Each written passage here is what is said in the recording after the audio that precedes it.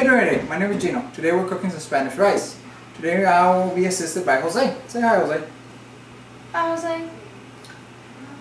Say hi to them. Hi, George. Okay. What's so funny? That's fine. That's fine. Okay.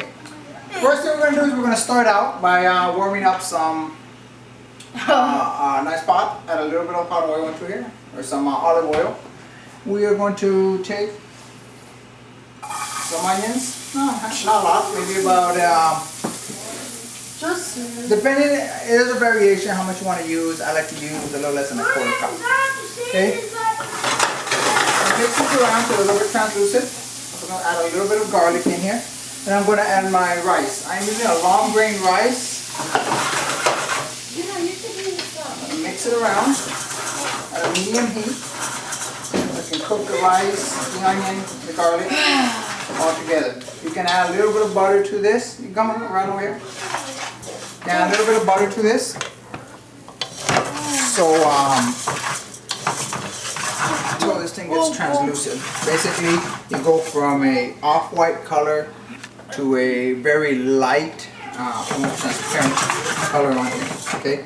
Also have to get the heat up. So whenever you add a mixture, like if you're going to make a risotto or something, you can go ahead and add your white wine, and the rice will absorb the flavor right away of what you're putting on here. Now in this case, we're going to add some tomato sauce.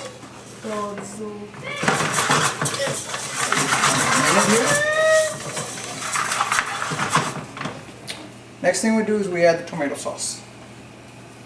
What that's going to do is that's going to infuse itself into the rice. And I stir just like this.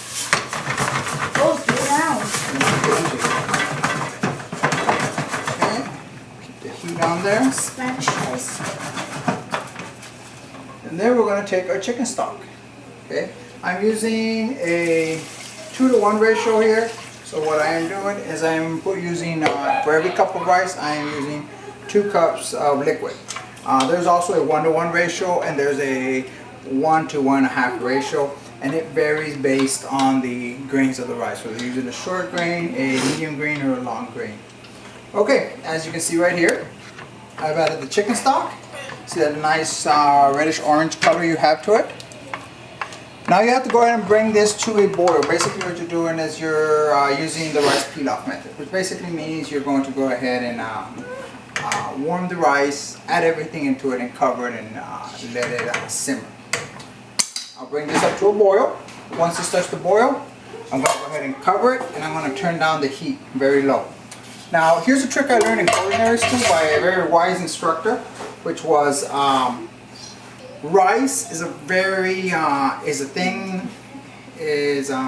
ingredient that a lot of people have trouble cooking, and the reason is because they don't let it boil enough. So when you bring it up to a boil, it's a good idea to give it a few minutes. Give it about 5 minutes to boil. Stir it around, because if you do not do this, the rice will end up cooked properly at the bottom and towards the center.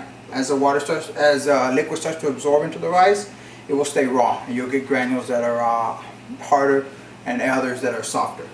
So that was a pretty good trick. Ever since I learned that one, rice has come out dead on every single time.